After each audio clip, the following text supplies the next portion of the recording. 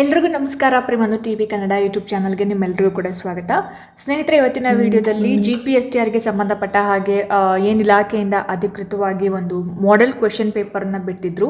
ಆ ಒಂದು ಕ್ವೆಶನ್ ಪೇಪರ್ನ ಸಾಲ್ವ್ ಮಾಡ್ತಾ ಹೋಗೋಣ. ಸೊ ಹೇಗೆಲ್ಲ ಕ್ವೆಶನ್ ಪೇಪರ್ ಇದೆ ಅಂತ ಅಂದ್ಬಿಟ್ಟು ಯಾರೆಲ್ಲ ವಿಡಿಯೋನ ನೋಡ್ತಾ ಇದ್ದೀರಾ ಎಲ್ಲೂ ಕೂಡ ಸ್ಕಿಪ್ ಮಾಡದೆ ಪೂರ್ತಿ ವಿಡಿಯೋನ ನೋಡಿ, ಜೊತೆಗೆ ಸಬ್ಸ್ಕ್ರೈಬ್ ಮಾಡ್ಕೊಂಡು ನೋಡೋದನ್ನು ದಯವಿಟ್ಟು ಮರಿಬೇಡಿ ಅಂತ ಹೇಳ್ತಾ ಜಾಸ್ತಿ ತಡ ಮಾಡೋದು ಬೇಡ, ಬನ್ನಿ ಆದಷ್ಟು ಬೇಗ ಇವತ್ತಿನ ವಿಡಿಯೋನ ಶುರು ಮಾಡ್ತಾ ಹೋಗೋಣ.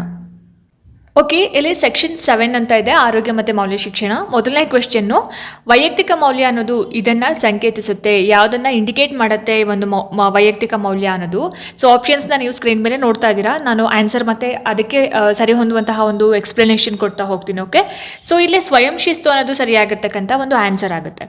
ಸೊ ಶಾಂತಿ, ಸದಾಚಾರ ಮತ್ತು ಭಾವೈಕ್ಯತೆ ಏನಿದೆ ಅಲ್ಲ, ಇದು ಸಮಾಜ ಮತ್ತು ಬೇರೆಯವರ ಜೊತೆಗೆ ಬೆರೀತಕ್ಕಂತಹ ಹಾಗೆಯೇ ಸಾಮೂಹಿಕ ಮೌಲ್ಯಗಳು ಆಗಿರುತ್ತೆ ಇದು. ಓಕೆ, ಸೊ ಇಲ್ಲಿ ಸ್ವಯಂ ಶಿಸ್ತು ಅನ್ನೋದೇನಿದೆ ಅಲ್ಲ, ಆಪ್ಷನ್ ನಂಬರ್ 2 ಸ್ವಯಂ ಶಿಸ್ತು. ಒಬ್ಬ ವ್ಯಕ್ತಿ ತನ್ನ ಒಂದು ಸ್ವಂತ ವರ್ತನೆ ಮತ್ತೆ ಜೀವನವನ್ನ ಕಂಟ್ರೋಲ್ ಮಾಡ್ಕೊಳ್ತಾ ಅಂದ್ರೆ ನಿಯಂತ್ರಿಸಿಕೊಳ್ತಕ್ಕಂತಹ ಒಂದು ವೈಯಕ್ತಿಕ ಮೌಲ್ಯ ಆಗಿರೋದ್ರಿಂದ ಇಲ್ಲಿ ವೈಯಕ್ತಿಕ ಮೌಲ್ಯ ಅಂತ ಬಂದಾಗ ನಾವು ಸ್ವಯಂ ಶಿಸ್ತನ್ನು ನಾವು ಆಯ್ಕೆ ಅಂತ ಹೇಳಿ ಕನ್ಸಿಡರೇಷನ್ ಮಾಡಬೇಕಾಗತ್ತೆ. Okay, so option number 2. Next ಎರಡನೇ ಕ್ವೆಶನ್, ಜ್ಞಾನದಾಹ ಎಂಬುದು ಈ ಮೌಲ್ಯಗಳನ್ನು ಪ್ರತಿನಿಧಿಸುತ್ತದೆ ಅಂತ ಕೇಳಿದ್ದಾರೆ. ಸೊ ಜ್ಞಾನದಾಹ ಅನ್ನೋದು ಯಾವುದನ್ನು ಪ್ರತಿನಿಧಿಸುತ್ತೆ? ಸೊ ಇದಕ್ಕೆ ಸರಿಯಾಗಿರ್ತಕ್ಕಂತಹ ಒಂದು ಆನ್ಸರ್ ಅಂತ ಬಂದಾಗ ಆಪ್ಷನ್ ನಂಬರ್ 1 ಸರ್ವಕಾಲಿಕ ಮೌಲ್ಯಗಳು ಅನ್ನೋದು ಆನ್ಸರ್ ಆಗುತ್ತೆ. ಸೊ ಜ್ಞಾನವನ್ನು ಪಡಿತಕ್ಕಂತಹ ಒಂದು ಹಂಬಲ ಅಥವಾ ಕಲಿತಕ್ಕಂತಹ ಒಂದು ಕಾಳಜಿ ಅಂದರೆ ಜ್ಞಾನದಾಹ ಯಾವುದೇ ಒಂದು ಟೈಮ್ ಆಗಿರ್ಬೋದು, ಯಾವುದೇ ಒಂದು ದೇಶ ಆಗಿರ್ಬೋದು ಅಥವಾ ಸಂಸ್ಕೃತಿಗೆ ಸೀಮಿತ ಆಗಿರೋದಿಲ್ಲ. ಎಲ್ಲ ಕಾಲಕ್ಕೂ ಕೂಡ ಅದು ಅನ್ವಯವಾಗ್ತಕ್ಕಂತಹ ಒಂದು ಯೂನಿವರ್ಸಲ್ ವ್ಯಾಲ್ಯೂ, ಸರ್ವಕಾಲಿಕ ಮೌಲ್ಯ. ಹಾಗಾಗಿ ಆಪ್ಷನ್ ನಂಬರ್ 1 ಸಾರ್ವಕಾಲಿಕ ಮೌಲ್ಯ ಅನ್ನೋದು ಸರಿಯಾಗಿರ್ತಕ್ಕಂತಹ ಆನ್ಸರ್ ಆಗಿರುತ್ತೆ.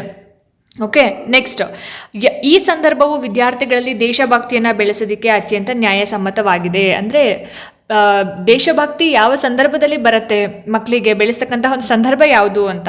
ಸೊ ಸರಿಯಾಗಿರ್ತಕ್ಕಂತಹ ಉತ್ತರ ಏನಿರ್ಬೋದು ಹಾಗಾದರೆ? ಎಸ್, ಆಬ್ವಿಯಸ್ಲಿ ಆಪ್ಷನ್ ನಂಬರ್ 4 ಹುತಾತ್ಮರ ದಿನಾಚರಣೆ ಅನ್ನೋದು ಸರಿಯಾಗಿರ್ತಕ್ಕಂಥ ಒಂದು ಆನ್ಸರ್ ಆಗುತ್ತೆ. ಸೊ ದೇಶಕ್ಕಾಗಿ ಪ್ರಾಣತ್ಯಾಗ ಮಾಡಿದ ವೀರ ಯೋಧರು ಮತ್ತು ದೇಶಪ್ರೇಮಿಗಳನ್ನು ಸ್ಮರಿಸ್ತಕ್ಕಂತಹ ಒಂದು ಹುತಾತ್ಮರ ದಿನಾಚರಣೆ ಏನಿದೆ, ಮಕ್ಕಳಲ್ಲಿ ಭಾವನಾತ್ಮಕವಾಗಿ ದೇಶಭಕ್ತಿಯನ್ನು ಮೂಡಿಸೋದಕ್ಕೆ ಒಂದು ಸೂಕ್ತ ಸಂದರ್ಭ ಅಂತ ಹೇಳ್ಬೋದು. ಹಾಗಾಗಿ ಆಪ್ಷನ್ ನಂಬರ್ 4 ಸರಿಯಾದ ಆನ್ಸರ್ ಆಗುತ್ತೆ. ಓಕೆ, ನೆಕ್ಸ್ಟ್ 84ನೇ ಒಂದು ಪ್ರಶ್ನೆ, ಮಾನವೀಯತೆಯಲ್ಲಿ ಪ್ರಧಾನವಾಗಿರುವ ಅಂಶ ಇದಾಗಿದೆ. ಮಾನವೀಯತೆ, ಹ್ಯುಮ್ಯಾನಿಟಿಯಲ್ಲಿ ಯಾವ ಅಂಶ ಪ್ರಧಾನವಾಗಿರುತ್ತೆ? ಕರುಣೆ, ಇತರರ ಬಗ್ಗೆ ಕಾಳಜಿ, ಅನುಕಂಪ ಮತ್ತು ಸಹಕಾರ ಅಂತ ಇದೆ. ಸೊ ಮೇಲ್ನೋಟಕ್ಕೆ ಎಲ್ಲವೂ ಕೂಡ ಕರೆಕ್ಟ್ ಆನ್ಸರ್ ಅಂತ ಅನಿಸುತ್ತೆ. ಬಟ್ ಕರುಣೆ ಅನ್ನೋದನ್ನು ನಾವು ಏನು ಆನ್ಸರ್ ಅಂತ ತಗೊಳ್ಬೇಕಾಗುತ್ತೆ. ಯಾಕೆ ಕರುಣೆ ಅಂದರೆ ಮಾನವೀಯತೆಯ ಒಂದು ಮೂಲ ಬುನಾದಿನೇ ಬೇರೆ ಜೀವಿಗಳ ಮತ್ತು ತೊಂದರೆಯಲ್ಲಿ ಇರ್ತಕ್ಕಂತಹ ಯಾರು ಪ್ರಾಬ್ಲಮ್ಸಲ್ಲಿ ಇರ್ತಾರೆ ಅವರ ಒಂದು ಕಷ್ಟಕ್ಕೆ ಸ್ಪಂದಿಸುವಂತಹ ಒಂದು ಕಂಪ್ಯಾಷನ್ ಅಥವಾ ಕರುಣೆ. ಸೊ ಹಾಗಾಗಿ ಆಪ್ಷನ್ ನಂಬರ್ 1 ಕರುಣೆ ಅನ್ನೋದನ್ನು ನಾವು ಆನ್ಸರ್ ಅಂತ ಹೇಳಿ ಟಿಕ್ ಮಾಡಬೇಕಾಗುತ್ತೆ. ನೆಕ್ಸ್ಟ್, ಚರ್ಚೆಗಳ ಮೂಲಕ ಪದ್ಯಗಳ ಅಥವಾ ಕಥೆಗಳನ್ನು ವಿಮರ್ಶಿಸುವಂತಹ ಮೌಲ್ಯ ಶಿಕ್ಷಣದ ಬೋಧನಾ ವಿಧಾನ ಯಾವುದು ಅಂತ ಕೇಳಿದ್ದಾರೆ. ಓಕೆ, ಸಮಯೋಜಿತ, ಪ್ರಾಸಂಗಿಕ ವಿಧಾನ, ಪ್ರತ್ಯಕ್ಷ ವಿಧಾನ, ಪರೋಕ್ಷ ವಿಧಾನ ಅಂತ ಇದೆ. ಸೊ ಸರಿಯಾಗಿರ್ತಕ್ಕಂತಹ ಒಂದು ಆನ್ಸರ್ ಏನಿರ್ಬೋದು ಹಾಗಾದರೆ? ಚರ್ಚೆ ಮಾಡೋದ್ರ ಮುಖಾಂತರ ಪದಗಳ ಕಥೆಗಳನ್ನು ವಿಮರ್ಶೆ ಮಾಡುವಂತಹ ಒಂದು ಮೌಲ್ಯ ಶಿಕ್ಷಣದ ಬೋಧನಾ ವಿಧಾನ ಪರೋಕ್ಷ ವಿಧಾನ ಅಂತ ಹೇಳ್ಬೋದು. ಯಾಕೆ ಪರೋಕ್ಷ ವಿಧಾನ? ನೇರವಾಗಿ ಉಪದೇಶ ನೀಡದೆ ಕಥೆಗಳು ಮತ್ತು ನೈತಿಕ ವಿಮರ್ಶೆಗಳು ಹಾಗೆಯೇ ಚರ್ಚೆಗಳ ಮುಖಾಂತರ ಮಕ್ಕಳೇ ಸ್ವತಃ ಮೌಲ್ಯಗಳನ್ನು ಅರ್ಥ ಮಾಡ್ಕೊಳ್ಳೋ ಹಾಗೆ ಮಾಡೋದು ಪರೋಕ್ಷ ಬೋಧನಾ ವಿಧಾನ, ಇಂಡೈರೆಕ್ಟ್ ಮೆಥಡ್. ಸೊ ಹಾಗಾಗಿ ಆಪ್ಷನ್ ನಂಬರ್ 4 ಸರಿಯಾದ ಆನ್ಸರ್ ಆಗಿರುತ್ತೆ. ನೆಕ್ಸ್ಟು, ಮಕ್ಕಳು ಅಶ್ಲೀಲ ಮಾಹಿತಿಗಳನ್ನು ಸುಲಭವಾಗಿ ಈ ಮಾಧ್ಯಮದ ಮುಖಾಂತರ ಸಂಗ್ರಹಿಸ್ತಾರೆ. ಸೊ ಯಾವ ಮಾಧ್ಯಮದ ಮುಖಾಂತರ ಕಲೆಕ್ಟ್ ಮಾಡ್ತಾರೆ ನೋಡಿ, ಇಲ್ಲಿ ಆಪ್ಷನ್ಸ್ ಈ ರೀತಿ ಕೊಟ್ಟಿದ್ದಾರೆ: ದೃಕ್ಶ್ರವಣ ಮಾಧ್ಯಮ, ಮಾಹಿತಿ ತಂತ್ರಜ್ಞಾನ, ದೂರದರ್ಶನ ಮತ್ತು ರೇಡಿಯೋ ಅಂತ. ಸೊ ಸರಿಯಾಗಿರ್ತಕ್ಕಂತಹ ಆನ್ಸರ್ ಬಂದ್ಬಿಟ್ಟು ಇಂಟರ್ನೆಟ್ ಅಥವಾ ಮಾಹಿತಿ ತಂತ್ರಜ್ಞಾನ. ಸೊ ಇಂಟರ್ನೆಟ್ ಸಂಪರ್ಕ ಮತ್ತು ಸ್ಮಾರ್ಟ್ಫೋನ್ಗಳ ಒಂದು ಸುಲಭ ಲಭ್ಯತೆಯಿಂದ ಏನಾಗುತ್ತೆ, ಅನಗತ್ಯ ಬೆಳೆದೇ ಇರತಕ್ಕಂತಹ ಹಾಗೆ ಕೆಲವು ಅಶ್ಲೀಲ ಮಾಹಿತಿಗಳು ನಿಯಂತ್ರಣ ಇಲ್ಲದೇನೆ ಸುಲಭವಾಗಿ ಫೋನನ್ನು ತಲುಪುತ್ತೆ. ಸೊ ಹಾಗಾಗಿ ಮಕ್ಕಳು ಅಶ್ಲೀಲ ಮಾಹಿತಿಗಳನ್ನು ಬಹಳ ಈಸಿಯಾಗಿ ಈ ಒಂದು ಏನು ಇಂಟರ್ನೆಟ್ ಅಥವಾ ಮಾಹಿತಿ ತಂತ್ರಜ್ಞಾನದ ಮುಖಾಂತರ ಕಲೆಕ್ಟ್ ಮಾಡ್ತಕ್ಕಂತಹ ಚಾನ್ಸಸ್ ಬಹಳಷ್ಟು ಇರೋದ್ರಿಂದ ಆಪ್ಷನ್ ನಂಬರ್ 2 ಸರಿಯಾದ ಉತ್ತರ ಆಗಿರುತ್ತೆ. ಓಕೆ, ಆ್ಯಂಡ್ ದೆನ್ ನೆಕ್ಸ್ಟ್, ಸಮಾಜ, ರಾಷ್ಟ್ರ ಹಾಗೂ ಅಂತಾರಾಷ್ಟ್ರೀಯ ಮಟ್ಟದಲ್ಲಿ ಭ್ರಾತೃತ್ವ ಭಾವನೆ ರೂಢಿಸುವಂತಹ ಮೌಲ್ಯಗಳು ಯಾವುದು ಅಂತ ಕೇಳಿದ್ದಾರೆ.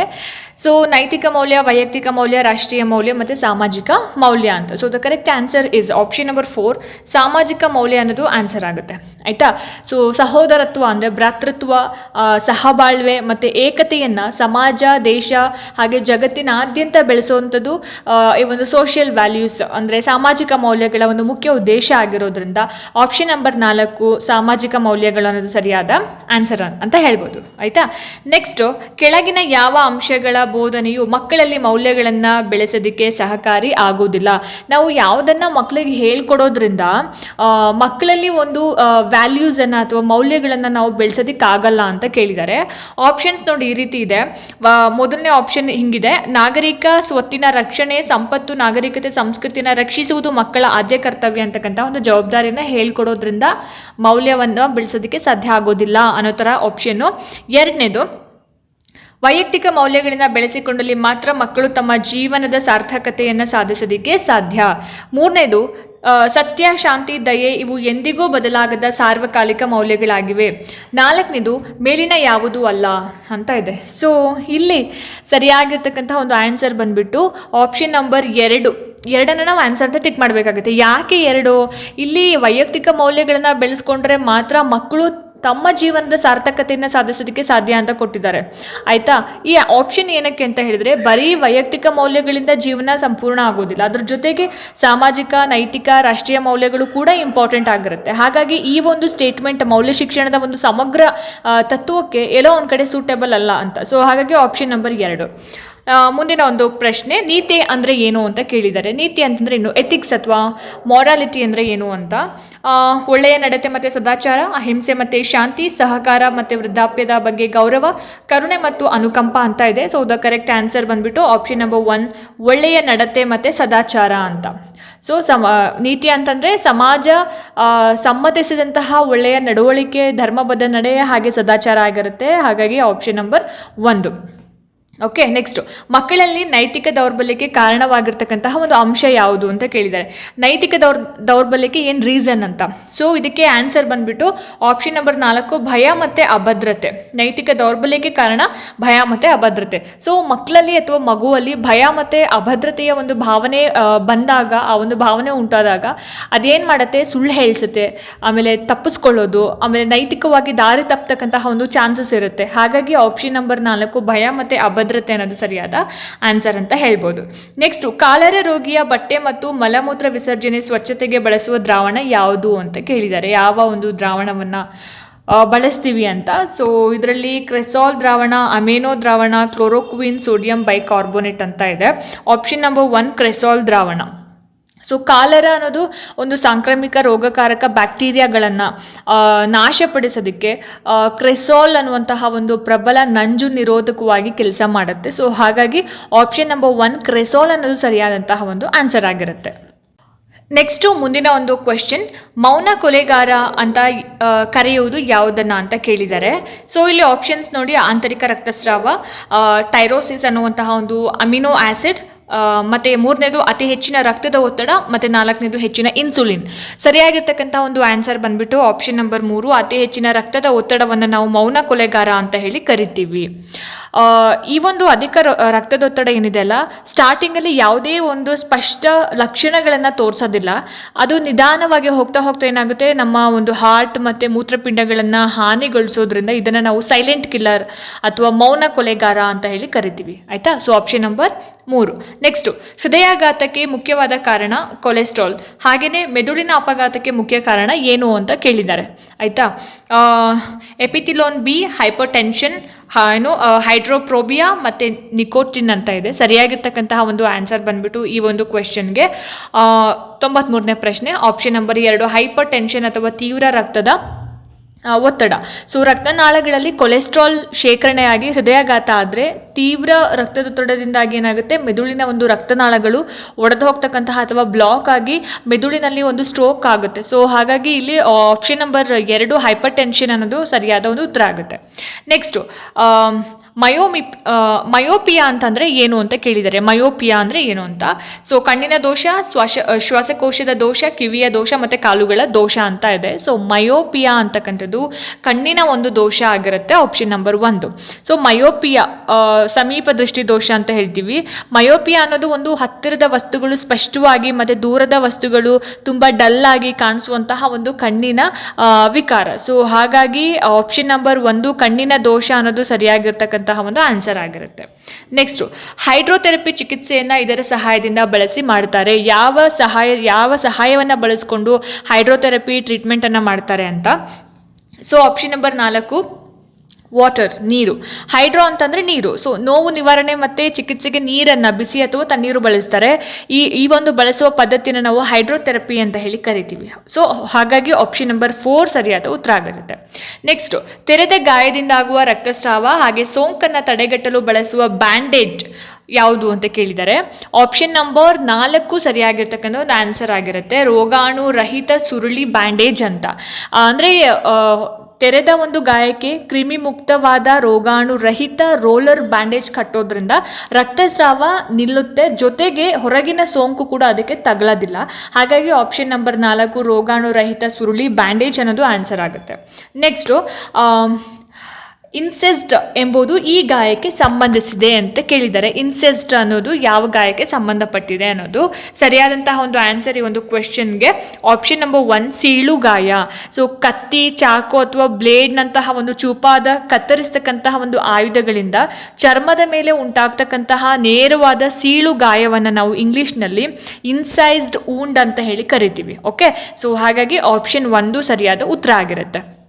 ನೆಕ್ಸ್ಟು ಡಿ ಜೀವಸತ್ವದ ಕೊರತೆಯಿಂದ ಬರುವ ರೋಗ ಯಾವುದು ಅಂತ ಕೇಳಿದ್ದಾರೆ. ಸೊ ವಿಟಮಿನ್ ಡಿ ಇಂದ ಯಾವುದು ಬರುತ್ತೆ ಅಂತ.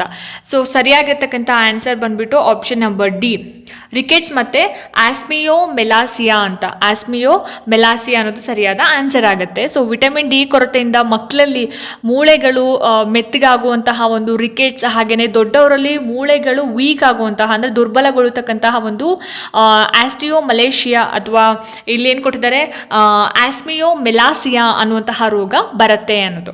ನೆಕ್ಸ್ಟ್ ನಿದ್ರಾಹೀನತೆ ಸೂಕ್ತವಾದ ಪ್ರಾಣಾಯಾಮ ಯಾವುದು ಅಂತ ಕೇಳಿದ್ದಾರೆ. ನಿದ್ರಾಹೀನತೆಗೆ ಸೂಕ್ತವಾಗಿರ್ತಕ್ಕಂತಹ ಪ್ರಾಣಾಯಾಮ ಯಾವುದು ಅನ್ನೋದು. ಸೊ ಸರಿಯಾಗಿರ್ತಕ್ಕಂತಹ ಉತ್ತರ ಈ ಒಂದು ಪ್ರಶ್ನೆಗೆ ಆಪ್ಷನ್ ನಂಬರ್ 2 ನೋಡಿಲಿ, ಭ್ರಾಮರಿ ಪ್ರಾಣಾಯಾಮ ಅಂತ. ಸೊ ಈ ಒಂದು ಭ್ರಾಮರಿ ಪ್ರಾಣಾಯಾಮ ಮಾಡೋದ್ರಿಂದ ನಮಗೆ ಮಾನಸಿಕವಾಗಿ ಒತ್ತಡ ಇರ್ಬೋದು, ಕಂಠಪೂರ್ತಿ ಯೋಚನೆಗಳಿರ್ಬೋದು ಮತ್ತು ನರಗಳ ಒಂದು ಉದ್ಯೋಗವನ್ನು ಕಂಪ್ಲೀಟಾಗಿ ಕಡಿಮೆ ಮಾಡಿ ನಮ್ಮ ಬ್ರೈನ್ಗೆ ವಿಶ್ರಾಂತಿ ನೀಡೋದ್ರ ಮುಖಾಂತರ ಉತ್ತಮ ನಿದ್ರೆಗೆ ಕೂಡ ಇದು ನಮಗೆ ಪೂರಕ ಆಗಿರುವಂಥದ್ದು. ಸೊ ಹಾಗಾಗಿ ಆಪ್ಷನ್ ನಂಬರ್ 2 ಸರಿಯಾದ ಆನ್ಸರ್ ಆಗುತ್ತೆ. ಓಕೆ, ನೆಕ್ಸ್ಟ್ ಕೊನೆಯ ಪ್ರಶ್ನೆ, ಯೋಗದಲ್ಲಿ ಮನಸ್ಸನ್ನು ಏಕಾಗ್ರವಾಗಿ ಧ್ಯಾನಿಸುವ ವಸ್ತುವಿನೊಂದಿಗೆ ತನ್ಮಯತೆಯನ್ನು ಸಾಧಿಸ್ತಕ್ಕಂತಹ ಒಂದು ಸ್ಥಿತಿ ಯಾವುದು ಅಂತ. ಸೊ ಸಮಾಧಿ, ಧ್ಯಾನ, ಧಾರಣ ಮತ್ತು ಪ್ರಾಣಾಯಾಮ ಅಂತ. ಸೊ ಇಲ್ಲಿ ಏನು ಕೊಟ್ಟಿದ್ದಾರೆ, ಯೋಗದಲ್ಲಿ ಮನಸ್ಸನ್ನು ಏಕಾಗ್ರವಾಗಿ ಧ್ಯಾನಿಸುವ ವಸ್ತುವಿನೊಂದಿಗೆ ತನ್ಮಯತೆಯನ್ನು ಸಾಧಿಸ್ತಕ್ಕಂತಹ ಒಂದು ಸ್ಥಿತಿ ಆಪ್ಷನ್ ನಂಬರ್ 1 ಸಮಾಧಿ ಸ್ಥಿತಿ. ಸೊ ಅಷ್ಟಾಂಗ ಯೋಗದ ಅಂತಿಮ ಹಂತ ಆಗಿರುತ್ತೆ ಸಮಾಧಿ ಸ್ಥಿತಿ. ಸೊ ಈ ಒಂದು ಸಮಾಧಿ ಸ್ಥಿತಿಯಲ್ಲಿ ಧ್ಯಾನಿಸುವವನು ಮತ್ತು ಧ್ಯಾನಿಸಲ್ಪಡುವ ವಸ್ತು ಒಂದಾಗಿ ಏನಾಗುತ್ತೆ, ಮನಸ್ಸು ಕಂಪ್ಲೀಟಾಗಿ ತನ್ಮಯತೆ ಮತ್ತು ಲೀನತೆಯನ್ನು ತಲುಪುತ್ತೆ. ಹಾಗಾಗಿ ಆಪ್ಷನ್ ನಂಬರ್ 1 ಸಮಾಧಿ ಅನ್ನೋದು ಸರಿಯಾಗಿರ್ತಕ್ಕಂತಹ ಒಂದು ಆನ್ಸರ್ ಆಗುತ್ತೆ. ಸೊ ನೋಡಿದ್ರಲ್ಲ ಸ್ನೇಹಿತರೆ, ಇದಾಗಿತ್ತು ಆರೋಗ್ಯ ಮತ್ತು ಮೌಲ್ಯ ಶಿಕ್ಷಣಕ್ಕೆ ಸಂಬಂಧಪಟ್ಟ ಹಾಗೆ ಒಂದಷ್ಟು ಪ್ರಶ್ನೋತ್ತರಗಳು. ಹೋಪ್ ಈ ವಿಡಿಯೋ ನಿಮ್ಗೆ ಇಷ್ಟ ಆಯಿತು, ಅನುಕೂಲ ಆಯಿತು ಅಂತ ಭಾವಿಸ್ತೀನಿ. ಇಷ್ಟ ಆಯಿತು ಅಂತಂದರೆ ದಯವಿಟ್ಟು ಲೈಕ್ ಮಾಡಿ, ಶೇರ್ ಮಾಡಿ, ಹಾಗೆ ನಿಮ್ಮ ಅನಿಸಿಕೆ ಅಭಿಪ್ರಾಯಗಳೇನೇ ಇದ್ರೂ ಕೂಡ ನನಗೆ ಕಾಮೆಂಟ್ ಸೆಕ್ಷನಲ್ಲಿ ತಿಳಿಸಿ ಅಂತ ಹೇಳ್ತಾ, ಇದೇ ರೀತಿ ಹೆಚ್ಚಿನ ವೀಡಿಯೋಸ್ಗಳಿಗೋಸ್ಕರ ನಿರಂತರವಾಗಿ ನನ್ನ ಚಾನಲನ್ನು ನೋಡ್ತಾ ಇರಿ. ಮುಂದಿನ ವೀಡಿಯೋಸ್ಗಳಲ್ಲಿ ನಾನು ನಿಮಗೆ ಸಿಗ್ತೀನಿ. ಅಲ್ಲಿ ತನಕ ಎಲ್ರಿಗೂ ನಮಸ್ಕಾರ.